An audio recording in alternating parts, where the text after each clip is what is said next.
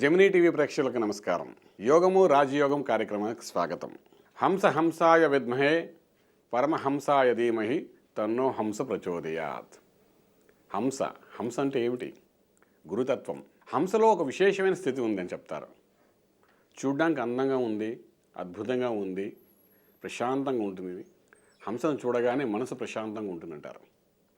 అయితే ఈ హంసలోని విశేషమైన స్థితి ఏంటంటే పాలకు పాలు, నీళ్ళకు నీళ్లు వేరు చేసే స్థితి మాట. అంటే ఒక మనిషిలో ఉన్న మానవత్వం, మృగత్వం ఏదైతే ఉందో రెండింటినీ వేరు చేసే స్థితి ఒక హంసకే ఉందంట. ఆ మార్పు తీసుకొచ్చే స్థితి ఆ హంసకే ఉందంట. చూడండి ఎంత గొప్ప స్థితి హంసకి. హంస హంసాయ విద్మహే పరమహంసాయ ధీమహి తన్నో హంస ప్రచోదయాత్ అన్నది గురు మంత్రం అని చెప్తుంటాం. గురు పరంపరలో మనకు చెప్తారు. ఇది శ్రీ విద్యలో కూడా చెప్తారన్నమాట. గురువు గణపతి బాల మంత్రాన్ని ఎప్పుడైతే ఉపదేశం చేస్తారో అందులో ఈ హంస అనేది పదంతో గురు మంత్రాన్ని మనం చెప్తారన్నమాట. అంటే అంత అద్భుతమైన స్థితి గురుతత్వం అని చెప్తున్నమాట. గురువులో ఉన్న విశేషం ఏంటంటే హంసలో ఉన్న విశేషమే. పాలకు పాలు, నీరుకు నీరు వేరు చేసినట్టుగా మనిషిలో ఉన్న తత్వాన్ని తెలుసుకుంటూ ఆ మనిషికి ఏం కావాలి, ఏ విధంగా మార్పు తీసుకురావాలి చెప్పేదే ఆ గురుతత్వం అన్నమాట. మానవ జన్మ ఎత్తేదే మోక్ష సాధన కోసం కాబట్టి మానవ జన్మ ఎత్తిన తర్వాత మనకు ఏంటవుతుందంటే ఈ లౌకిక ప్రపంచంలో ఉన్న ఈ మాయా ప్రపంచంలో ప్రతి స్థితిని మనం దాటుకుంటూ ముందుకు వెళ్ళేటప్పుడు ఎన్నో మంచి కర్మలు, చెడు కర్మలు చేస్తుంటాం. కాబట్టి వాటిని అధిగమించి ఒక హంసలాగా చక్కగా మంచి మార్గాన్ని మనం చూపించడం చేసే ప్రయత్నమే గురుతత్వం అన్నమాట. అంటే గురు పరంపరలో మనకు గురు మంత్రాన్ని, గణపతి మంత్రాన్ని, అమ్మవారి యొక్క మంత్రాన్ని, బాలా త్రిపురాసుందరి అమ్మవారి మంత్రాన్ని, ఈ మూడు మొట్టమొదటిగా గురువు ఉపదేశం చేస్తారన్నమాట. శ్రీ విద్యలో మనం చెప్తుంటారు. ఎంత అద్భుతమైన గురు మంత్రాన్ని. అంటే ఇది ఎక్కడ వస్తుందంటే మనం కిందటి ఎపిసోడ్లో మనం మాట్లాడుకున్నాం, హంస యోగం గురించి మనం మాట్లాడుకున్నాం. ఇప్పుడు మళ్ళీ వెనకాలకు వద్దాం. యోగము రాజయోగం కార్యక్రమంలోని యోగము రాజయోగము విపరీత రాజయోగం గురించి మనం మాట్లాడుకుంటున్నప్పుడు ఈ యోగంలోని మొట్టమొదటిది ఏంటంటే గురు ద్వారా వచ్చేది హంసయోగము అని అన్నారు. ఏమిటి హంసయోగము? గురుతత్వానికి సంబంధించింది హంసయోగం. మహా అద్భుతమైన యోగం. ఈ యోగంలోని ఆ గురువుకి ఎటువంటి తత్వం ఉందో, గురువు ఇంకెవరో కాదు, భగవత్ స్వరూపంగా మనం భావిస్తాం. భగవత్ స్వరూపమే ఈ భూమి మీద మనకు ఒక మార్గాన్ని చూపించడానికి ఆ గురుతత్వాన్ని మనకు చూపిస్తున్నాం అనమాట. ఆ అవధూత రూపంలో కానీ, పీఠాధిపతి రూపంలో కానీ గురువు అనేవాడు ఎక్కడ చూసినా గురువే. చిన్నప్పుడు అక్షరాభ్యాస సమయంలో మనకు గురువు మంత్రోపదేశం చేస్తారు, శివపంచాక్షరి మహామంత్రాన్ని. అది మనం చూస్తాం, తండ్రి ద్వారా మనకు వస్తుంది. ఉపనయన సంస్కారాలప్పుడు గురువు మళ్ళా మనకు ఉపదేశం చేస్తాడు గాయత్రి మహామంత్రాన్ని. మహా అద్భుతంగా ఒక మార్గాన్ని చూపిస్తుంటాడు. అంటే గురువు ఎక్కడికక్కడికి విద్యాభ్యాసం చేసుకునేటప్పుడు విద్యలో గురువుగా వచ్చి అన్ని విద్యలు మనకు నేర్పుతాడు. లౌకిక విద్య అనుకోండి, ఆధ్యాత్మిక విద్య అనుకోండి, బోధ విద్య అనుకోండి, ఏ విద్య అనుకున్నా విద్యను నేర్పేది ఇక్కడ గురువే. మనకు తెలియని విషయాన్ని ఈ ప్రపంచంలో సన్మార్గంగా వెళ్ళడానికి ఒక స్థితిని, ఒక జ్ఞానాన్ని, ఒక ఆలోచనని, ఒక మార్గాన్ని చూపించేవాడే గురువు.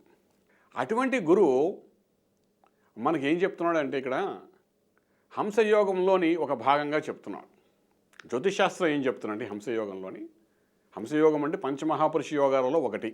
కిందటి ఎపిసోడ్లో మనం మాట్లాడుకున్న శ్రీరామచంద్ర వారికి పంచమహాపురుష యోగాలు ఉన్నాయని చెప్పి అందులో ఒకటి హంసయోగం. హంసయోగం ఉన్న వ్యక్తులు ఎలా ఉంటారంటే ఒక రాజ్యాన్ని వెళ్ళడమే కాదా, ఒక మార్గాన్ని మార్గదర్శులుగా ప్రజాదరణ పొందుతూ అద్భుతమైన స్థాయికి వెళ్తూ మంచి పేరు ప్రఖ్యాతులతో కాకుండా, కీర్తి ప్రతిష్టలతోనే కాకుండా చక్రవర్తుల్లాగా వెలుగుతుంటారు అన్నమాట. వాళ్ళని చూడగానే వాళ్ళలో ఒక భగవతత్వాన్ని మనం చూడడానికి అవకాశం ఉంటుంది. అంత గొప్పది ఈ హంసయోగం గురించి అంటుంటాం. అటువంటి హంసయోగం జ్యోతిష్శాస్త్రమే చెప్తుంది మనకు. చాలామంది సాధకులు ఉంటుంటారు, పీఠాధిపతులు ఉంటుంటారు, పేరు ప్రఖ్యాతులు గెలిచిన చాలామంది వ్యక్తులు ఉంటారు. వ్యవస్థను మార్చే గొప్ప వ్యక్తులు కూడా కనబడుతూ ఉంటారు. ఒక వ్యవస్థను మారుస్తున్నారన్నా, ఒక వ్యవస్థాపకులై ముందుకు వెళ్తున్నారన్నా, ప్రజాదరణతో పొందుతూ చక్కగా ఒక యోగానికి తీసుకువెళ్తున్నాడు, ప్రజల్లో ఒక మార్పు తీసుకుని వస్తున్నారన్నా, మన ఇంగ్లీష్లో ట్రెండ్ అంటారు కదా, ఇవన్నీ చేస్తున్నారన్నా వీటన్నిటికీ ఏంటంటే హంసయోగంలో ఒక భాగమైనా సరే వాళ్ళ జీవితంలో ఉంటే డెఫినెట్గా ఇవన్నీ చేయడానికి వాళ్ళకి బలం కనబడుతుందన్నమాట. ఈ హంసయోగం అనేది పుట్టుకతోనే ఉంటుంది, సమయం వచ్చినప్పుడు ఆ యోగం కనబడుతుందన్నమాట. పుట్టుకతోనే ఉంటుంది కదా హంసయోగము అంటే పుట్టగానే అది తల్లిదండ్రులకు ఒక యోగంలా చూపిస్తుంటుంది. మనం కూడా అంతే కదండి, పుట్టగానే అన్ని ఆహారాలు తీసుకోం కదా, సమయం వచ్చినప్పుడు అక్షరాభ్యాసం చేసే కన్నా ముందు అన్నప్రాసం చేస్తారు, ఏదో కొద్ది కొద్దిగా నోట్లో పెడతారు. తర్వాత యుక్త వయసు వచ్చిన తర్వాత అన్ని రకాల పదార్థాలు తినడానికి మనకు అవకాశం ఉంటాయి, ఎందుకంటే జ్ఞానదంతాలు వస్తాయి, అన్ని దంతాలు వస్తాయి కాబట్టి తింటాం. ఇలా ఆహారం అనేది ఒక సమయానుసారం ఒక వయసును బట్టి ఆహార నియమాలను పాటించుంటుంది, మార్పులు అని చేసుకుంటూ ముందుకెళ్తూ అన్ని రకాల ఆహారాలు తీసుకుంటూ ఉంటాం. అలాగే యోగం కూడా, ఈ హంసయోగం కూడా ఆ సమయాన్ని బట్టి ఆ యోగం అనేది జ్యోతిష్ శాస్త్రంలో మనకు చెప్తుంది. ఈ సమయంలో ఈ యోగం అనేది ఈ వ్యక్తికి తటస్థిస్తుంది అని. పూర్వం రాజుల కాలంలో ఒక విశేషం ఉండేది. ఏంటంటే వివాహం అయిన తర్వాత అప్పుడు కూడా మంత్రి ఉండేవాడు, జ్యోతిష్ శాస్త్ర పండితులు ఉండేవారు, వైజ్ఞానిక శాస్త్ర పండితులు ఉండేవారు, గణిత శాస్త్ర పండితులు ఉండేవారు, ఖగోళ శాస్త్ర పండితులు ఉండేవారు. వీళ్ళందరూ కలిసి వివాహం అయిన తర్వాత గర్భాధాన సమయాన్ని, లగ్నాన్ని చక్కగా పెట్టేవారు. అలా పెట్టడం వల్ల ఏమయ్యేదంటే అదే ముహూర్తము, అదే సంతానానికి ముహూర్తంగా భావించేవారు. ఆ ముహూర్త సమయంలో కానీ ఒకరిని కలుసుకుని సంయోగముగానే అయితే ఆ పుట్టబోయే సంతానము అద్భుతమైన స్థితిలో అన్ని రకాల యోగాలతో అద్భుతమైన మహాచక్రవర్తిగా, దేశాన్ని వెళ్ళే మహానుభావుడిగా మనకు జన్మిస్తాడనే ఒక భావంతో గర్భాధాన సమయాన్నే లగ్నంగా భావించి పూర్వకాలంలో జ్యోతిషాస్త్రం చెప్పేవారు. అలా పెట్టిన ముహూర్తాల్లో భరతుడు పుట్టింది కూడా మనం చెప్పడానికి అవకాశం ఉంది. ఆ సంయోగం కూడా అలా పుట్టిన వాళ్ళే మహాయోగులు, మహాచక్రవర్తులుగా మనకు కలియుగంలో కూడా మనం చూస్తుంటాం. మహాచక్రవర్తి అయిన వాళ్ళందరూ అంటే ముహూర్తం అనేది, లగ్నం అనేది ఆ విధంగా పూర్వకాలంలో మన వాళ్ళందరూ కలిసి పెట్టేవారు అన్నమాట. దానికి కూడా అప్పుడు కూడా గణిత శాస్త్రం ఉంది, జ్యోతిష్ శాస్త్రం ఉంది, వైజ్ఞానిక శాస్త్రం ఉంది, భౌగోళిక శాస్త్రం ఉంది, అన్ని రకాల శాస్త్రాలు అప్పుడు ఉన్నాయి. అవన్నీ చూసుకుని భౌగోళిక పరిస్థితులు ఎలా ఉన్నాయో చూసుకుని గణిత శాస్త్ర ప్రకారం లెక్కలు కట్టి జ్యోతిష్ శాస్త్రపరంగా యోగాలు చూసుకుంటూ ఇలా పండితులన్నీ చూసి ఒక ముహూర్తాన్ని పెట్టి ఆ ముహూర్త ప్రకారంగా ముందుకు వెళ్తుండేవారు. అంటే రాజు ఒక్కరికే ఈ జ్యోతిష్ శాస్త్రం ఇవన్నీ అనుసంధానం చేసేవారు. ఎందుకంటే రాజకుమారుడికి చూసుకుని కానీ మన జ్యోతిష్ శాస్త్రంగా ఆరంభిస్తే రాజ్యమంతా అద్భుతంగా ముందుకు తీసుకెళ్ళే ఏలే వ్యక్తి కాబట్టి రాజ్యంలో సస్యశ్యామలుగా ఉంటాయి. మంచి వ్యక్తి, మంచి అలవాట్లు ఉన్నవారు, మంచి ఆలోచన ఉన్నవాళ్ళు, అటువంటి వాళ్ళకి కానీ సంతానంగా కలిగితే యుగ పురుషుల్లా ముందుకు వెళ్తూ హంసయోగంతో అద్భుతమైన పాలన చేస్తారనే ఉద్దేశంతో పూర్వకాలంలో ఆ విధంగా చేసేవారు. చూడండి ఎంత అద్భుతమైన కల్పన. అలా చేయబట్టే మనం చక్రవర్తులను చూస్తున్నాం, మహాచక్రవర్తులను చూసాము, విశ్వానేలిన చక్రవర్తులను కూడా మనం చూసాము. మన చరిత్రలో వాళ్ళందరి గురించి మనం చెప్పుకుంటూ ఉంటుంటాం కూడా.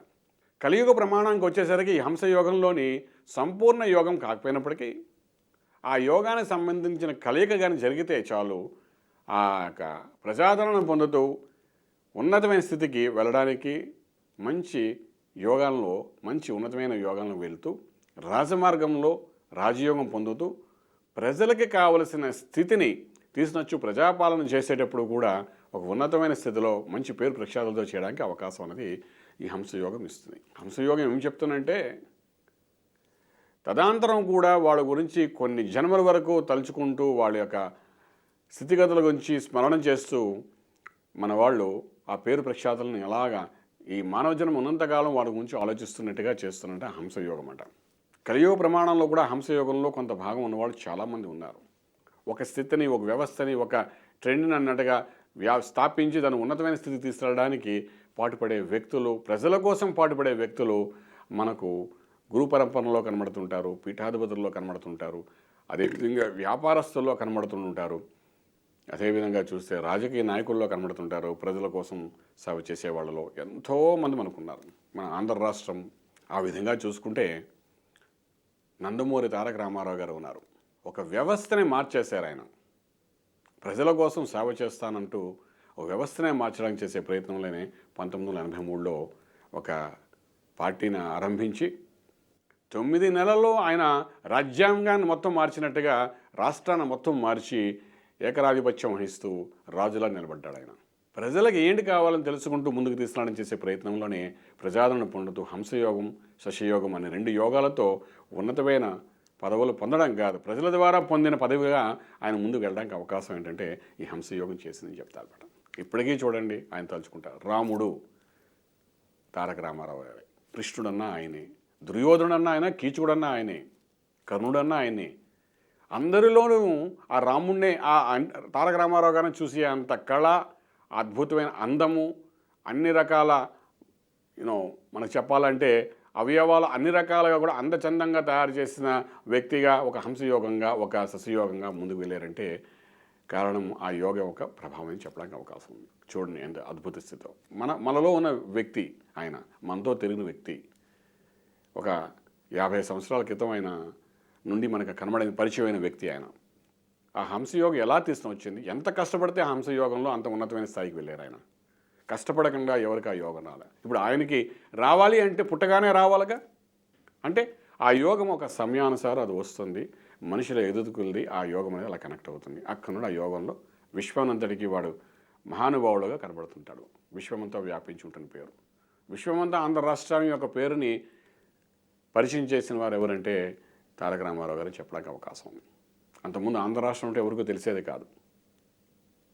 దానికి ఏంటి కారణం? ఆయనలో ఉన్న పట్టుదల, ఆయన స్థాయికి తీసుకురావడానికి కారణం ఏంటంటే అందరూ చేయగలరా అంటే అటువంటి యోగం ఉన్న వాళ్ళే అలా చేయగలుగుతారంటే కూడా ఆలోచిస్తూ ఉంటారు.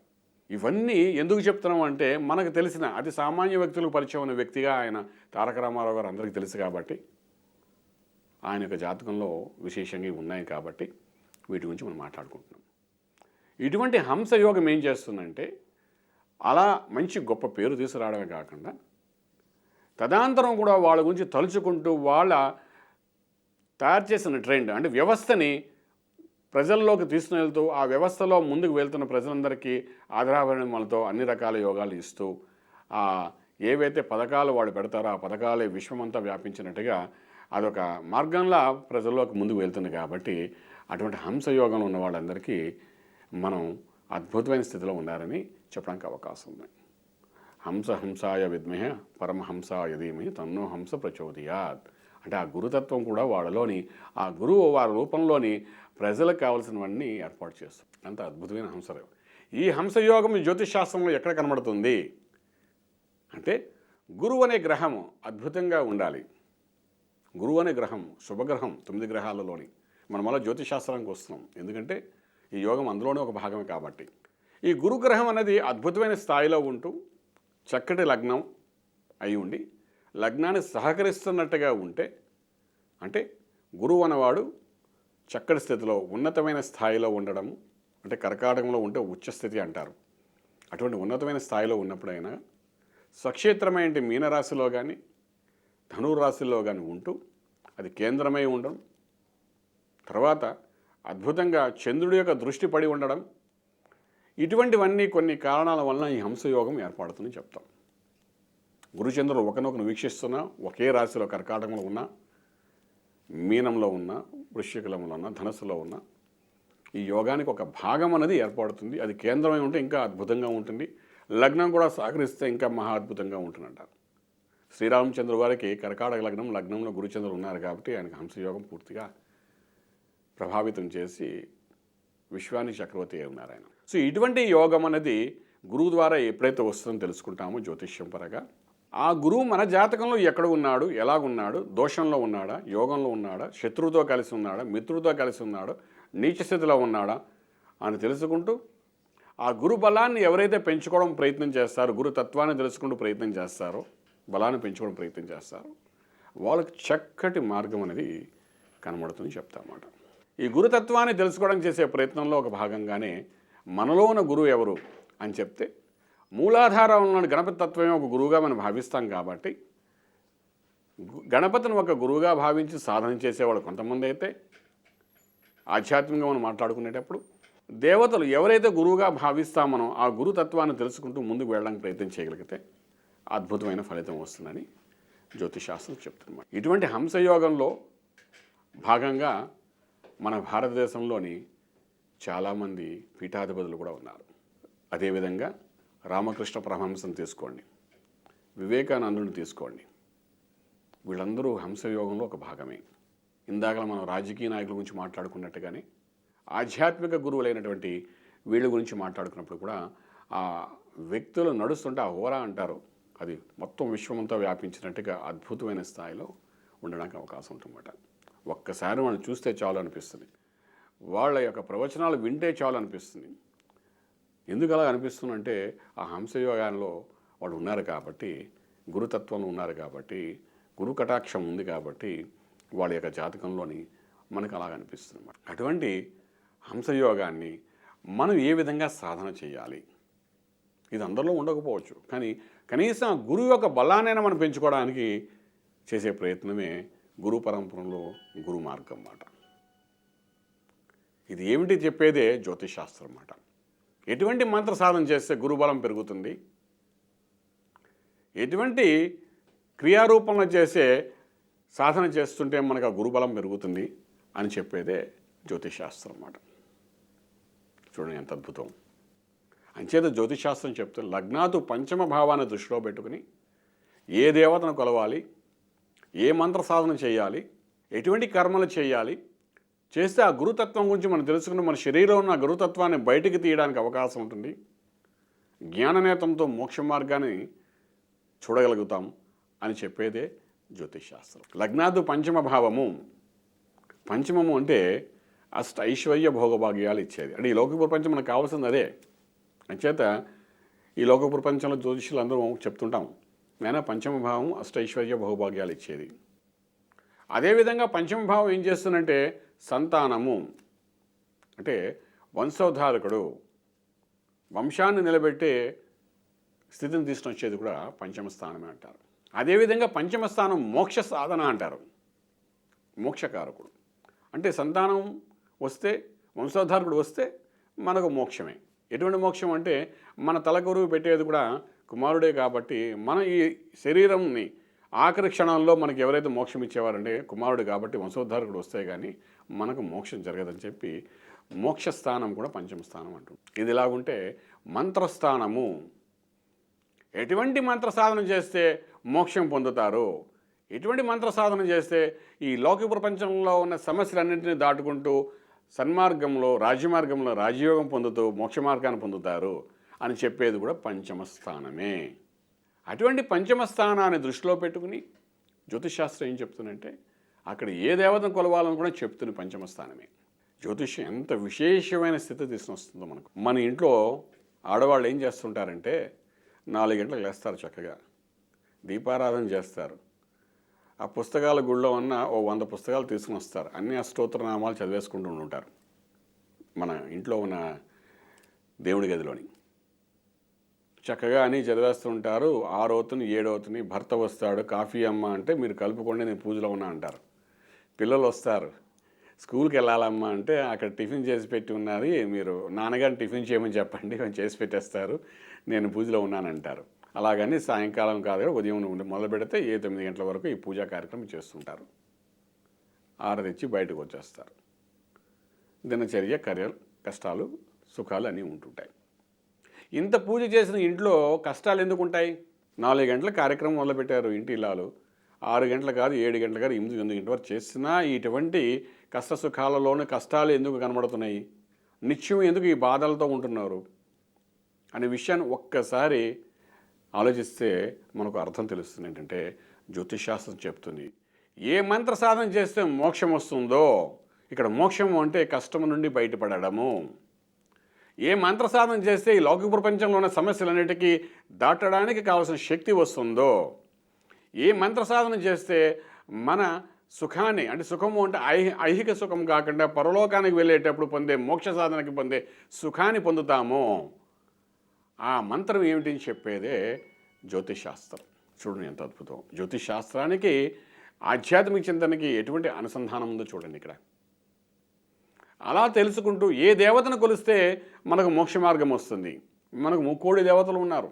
ప్రతి జాతకానికి ఎటువంటి మంత్ర సాధన చేయాలి, ఎటువంటి దేవతను కొలవాలి, కొలిస్తే మనకి ఎటువంటి మోక్షాన్ని వస్తుంది, మోక్ష మార్గానికి చక్కటి సులువు మార్గంగా ఏ విధంగా వెళ్ళగలుగుతాము అని చెప్పేదే ఈ పంచమ భావము. పంచమ భావాన్ని దృష్టిలో పెట్టుకుని ఎప్పుడైతే మంత్రసాధన చేస్తామో వాళ్ళకి చక్కటి మోక్ష మార్గమే కాకుండా ఈ ఇహలోకంలో ఉన్న లౌకిక ప్రపంచంలో ఉన్న సమస్యలన్నిటికీ ఒక మార్గం అంటే అధిగమించే శక్తి వస్తూనే ఉంటూ రాజమార్గంలో రాజయోగం పొందగలుగుతారు.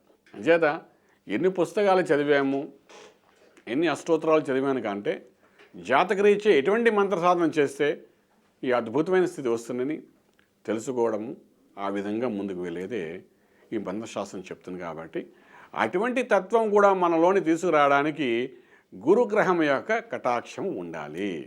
గురువు అనేవాళ్ళు గ్రహరీత్యా గురువు అనేది ఒక గ్రహంగా మనం చెప్తున్నాము. రెండో పక్క భగవత్ స్వరూపంగా మానవలోకంలో మనకు ఒక మార్గం చూపించేది కూడా గురువు అని చెప్తున్నాం. ఇది ఒక గురువు, ఇది ఒక గురువు. ఎప్పుడైతే జాతకంలో గురుబలాన్ని మనం పెంచడానికి ప్రయత్నం చేస్తామో ఆధ్యాత్మిక గురువు కూడా మనతో పాటు కలిసి పయనించడానికి ప్రయత్నం చేస్తుంటాడు. చాలా విషయాలు గురువు శిష్యుని వెతుకుంటూ వస్తున్నట్టుగా మన పురాణాల్లో చెప్తుంటారు. అది రామాయణ కాలం ఉంది, మహాభారతంలో ఉంది. ఇవన్నీ మనం చదువుతున్నప్పుడు తెలుస్తుంటాయి. ఇవన్నీ అంటే వెతుకుంటూ వస్తున్నట్టు సరి అయిన శిష్యుడి కోసమని. అలా మన జాతకంలో గురు బలాన్ని పెంచుకోవడానికి ఎప్పుడైతే ప్రయత్నం చేస్తామో మనం తెలియకుండానే ఆధ్యాత్మిక గురువు కూడా మనతో పాటు ఉంటాడు. ఎప్పుడైతే ఆధ్యాత్మిక గురువు కూడా మనతో ఉన్నాడంటే మనం చేసే మార్గమే సన్మార్గము. అటువంటి గొప్ప స్థితి జ్యోతిషాస్త్రంలో గురుగ్రహం అంటారు. ఆ గురువుతోనే జరిగేదే హంసయోగము. చూడండి ఎంత అద్భుతమైన యోగము. అటువంటి గురు కటాక్షాన్ని పొందడానికి చేసేదే సాధన మంత్రశాస్త్రం. చూసారా, గురుగ్రహ అనుగ్రహం కావాలంటే మంత్రశాస్త్రం చేయాలంటున్నారు. మంత్రశాస్త్రం చేయాలంటే ఏ మంత్రం చేయాలి మళ్ళా జ్యోతిషాస్త్రం చెప్తోందంటున్నది. అంటే జ్యోతిషాస్త్రం ఏం చెప్తోంది, పంచమ స్థానాన్ని దృష్టిలో పెట్టుకుని ఏ మంత్ర సాధన చేయాలి, ఏ దేవత కొలవాలని శాస్త్రం చెప్తుంది. కాబట్టి ఆ విధంగా సాధన చేస్తే నిజమైన గురు యొక్క కటాక్షం కూడా కలుగుతుందని చెప్తుంది. ఇంతకీ గురువు ఎవరంటే భగవత్ స్వరూపమైనటి బోధగురువు మనకు పరిచయం అవుతారు అని చెప్తోంది. ఎప్పుడైతే గురు కటాక్షం మనకు కలుగుతుందో భగవత్ కటాక్షం కలుగుతుంది. అటువంటి వారికి జ్యోతిషాస్త్రంతో సంబంధం లేకుండా రాజమార్గంలో రాజయోగం పొందుతారు. ఆధ్యాత్మిక చింతన చేసేవారికి జ్యోతిషాస్త్రం అనేది మహా అద్భుతంగా సమన్వయపరుచుకుంటూ ఎవరైతే ముందుకు వెళ్తుంటారో వాళ్ళకి డెఫినెట్గా ఒక మంచి మార్గంలో ఎటువంటి కష్టాలు లేకుండా ఎక్కడికక్కడ మోక్షాన్ని పొందుతూ ముందుకు వెళ్ళడానికి చేసే సాధనలో సఫలీకృతం అవుతారని చెప్తారు. చిన్నపిల్లవాడు ఉన్నాడు, 5th క్లాస్ పాస్ అయిన వాడు పాడితే సుఖపడతాడు, వాడు మోక్షంగా భావిస్తాడు. 10th క్లాస్ ఎగ్జామ్ రాసేవాడు పాస్ అయితే అది మోక్షంగా భావిస్తాడు. డిగ్రీ పాస్ అయ్యాలనుకున్న వాడికి పాస్ అయితే మోక్షం అనుకుంటాడు, పెళ్లి కాని వాడికి పెళ్ళి అయితే మోక్షం అనుకుంటాడు, ఉద్యోగం లేని వాడికి ఉద్యోగం వస్తే మోక్షం. అంటే మోక్షం అనే పదానికి మనం ఒక ఫిల్లింగ్ ద బ్లాంక్స్ పెట్టుకున్నామంటే ఎక్కడికక్కడ మోక్షమే అది. ఇవన్నీ ఈ ప్రపంచంలో మనకు కావాల్సిన మోక్షాలు. కానీ గురువు ఇచ్చేది ఏంటంటే ప్రపంచంలో జరుగుతున్న ఈ మోక్షాలని దాటుకుంటూ, అంటే ఏదైతే మనం కోరుకుంటున్నామో లౌకిక ప్రపంచంలో ఇవన్నీ దాటు ఆధ్యాత్మిక గురువు ఉపదేశం చేసిన మంత్రసాధన ఎవరైతే చేస్తారో వీటన్నిటినీ దాటడానికి కావాల్సిన శక్తి మనకు ముందే ఇచ్చేస్తారు. అటువంటి గురువు చంద్రుడనే గ్రహంతో కలిస్తే అద్భుతంగా ఈ హంసయోగం అనేది ఏర్పడుతుంది. అంచేత గురుమంత్రంలో భాగంగా హంస హంసాయ విద్మహే పరమహంసాయ ధీమహి తన్నో హంస ప్రచోదయాత్, ఇది గురుమంత్రం అంటారు. అంటే ఆ హంస యొక్క తత్వము, ఆ గురుతత్వాన్ని మనం తెలుసుకోవాలి అనుకుంటే జ్యోతిషాస్త్రపరంగా ఉన్న 9 గ్రహాలలో గురుగ్రహాన్ని మనం అద్భుతంగా సాధన చేయాలి. మన జాతకంలో గురుగ్రహం ఎక్కడ ఉందో తెలుసుకోవాలి, ఏ స్థానంలో తెలుసుకోవాలి. ఆ గురు కటాక్షాన్ని పొందడం మనం ఏం చేయాలి, ఎటువంటి మంత్ర సాధన చేయాలి, పంచమ స్థానం ద్వారా తెలుసుకోవాలి. తెలుసుకొని ఆ సాధన ఎప్పుడైతే చేస్తామో గురు కటాక్షం కలుగుతుంది. గురు కటాక్షం కలిగినప్పుడు దైవం యొక్క కటాక్షము కలుగుతుంది. దైవం యొక్క కటాక్షం కలిగినప్పుడు మనం చేసే ప్రతి మార్గం సన్మార్గం అవుతుంది. దాని ద్వారా రాజమార్గంలో రాజయోగం పొందగలుగుతాం. చూడండి ఎంత సులువుగా ఉందో, చిన్న ప్రశ్నలాగా ఉంది చూసారా. ఇది ఏ వయసు వారికి ఆ వయసు తగ్గట్టుగా ఆ మంత్ర సాధన అనేది చేసుకుంటూ వెళ్తే ఆధ్యాత్మికంగా ఒక ఉన్నతమైన స్థాయికి వెళ్తాం. అలా వెళ్ళిన వాళ్ళే జాతకంలో హంసయోగం ఉన్నవాళ్లే అతిరథి మహారథుల పీఠాధిపతులు అనుకుంటూ ఎంతో ఉన్నతమైన పేరు సంపాదించిన వాళ్ళలో మనం ఇందాక మాట్లాడుకున్నట్టుగా రామకృష్ణ పరమహంస గురించి అనుకున్నాం, వివేకానందుడి గురించి అనుకున్నాం. పీఠాధిపతులందరూ ఈ హంసయోగంలో ఉన్నవాళ్ళని అనుకుంటాం. ఇటువంటి హంసయోగం ఏంటంటే పంచమహాపురుష యోగాలలో ఒకటిగా మనం చెప్పుకుంటున్నాం. శ్రీరామచంద్రుల వారికి ఈ హంసయోగం ఉన్నది కాబట్టి ఆయన మహానుభావుడిగా, చక్రవర్తిగా విశ్వాన్ని వెళ్ళినట్టుగా మనం చెప్పుకుంటాం. ఇంకొన్ని విషయాలు వచ్చే వారం చెప్పుకుందాం. అంతవరకు సెలవు. లోకా సమస్త సుఖినో భవంతు. ఓం శాంతి శాంతి శాంతి.